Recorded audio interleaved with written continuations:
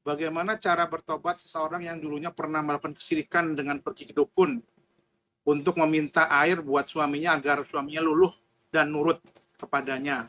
Sampai kalau Allah suaminya meninggal. Jazakumullah khair. Nah, barakallahu fikum. Ya, ahibati fillah. Kalau bicara apa yang kita lakukan kalau kita pernah melakukan kesyirikan, maka bertobat dengan taubatan nasuha. Meninggalkan perbuatan dosa tersebut, menyesali dan bertekad untuk tidak mengulangi. Kalau bicara seperti tadi yang disebutkan, sebenarnya bisa jadi itu sihir yang dilakukan kalau berangkatnya ke dukun. Sihir bagaimana suaminya bisa tunduk. Sihir itu macam-macam. Ada yang nanti di air, ada nanti yang di rambutnya, ada subhanallah.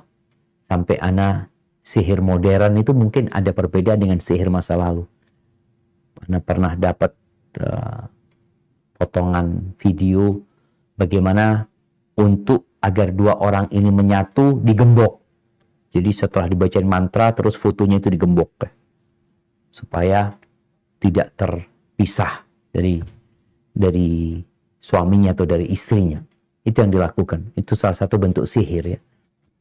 Jadi kalau datang ke seorang ustadz, yang ustadz itu ketika ditanya, kemudian ustadz, ana punya masalah sama suami, ini itu, doakanlah. Maka nggak ada masalah gitu loh. Tadi kita udah sampaikan bahwasanya ada berkah di doanya orang soleh. Dengan harapan dia lebih dikabulkan. Tapi kalau kita melakukan berangkat ke dukun tadi disebutkan, kemudian dikasih air atau apa, maka yang perlu dilakukan bertobat kepada Allah Azza wa Jal dengan dia mengatakan la ilaha illallah, asyhadu an la ilaha illallah, asyhadu anna Muhammad Rasulullah. Dan sebenarnya bagi seorang yang muslim yang kembali taat kepada Allah, setiap sholat sebenarnya dia mengatakan asyhadu an la ilaha illallah wa asyhadu anna Muhammadan abduhu wa rasuluh. Hanya kadangkala di sini orang mengatakan dengan lisannya tapi perbuatannya tidak sesuai dengan apa yang dia ucapkan dengan lisannya. Maka insya Allah dengan dia bertobat dengan taubatan nasuha, tadi menyesali, meninggalkan perbuatan itu, bertekad untuk tidak mengulangi, semoga Allah subhanahu wa ta'ala mengampuni dosa dia. Bertifillah, kalau nggak salah kajian kita malam ini apa? Sihir-sihir rumah tangga ya. Jadi ya nggak tahu yang ngasih judul itu, ada sihir yang nggak boleh gitu loh. Sihir itu hukum asalnya dilarang gitu loh. Tapi ada ya kata Nabi SAW, inna minal bayani la sihra.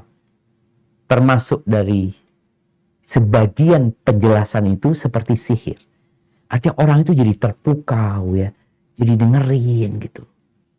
Nah, nanti yang kita bahas malam ini bagaimana para istri ini kalau ingin suaminya itu cinta sama dia, sayang sama dia, maka ada hal-hal yang sesuai dengan syariat yang perlu dilakukan gitu. Hadza wallahu a'lam bissawab.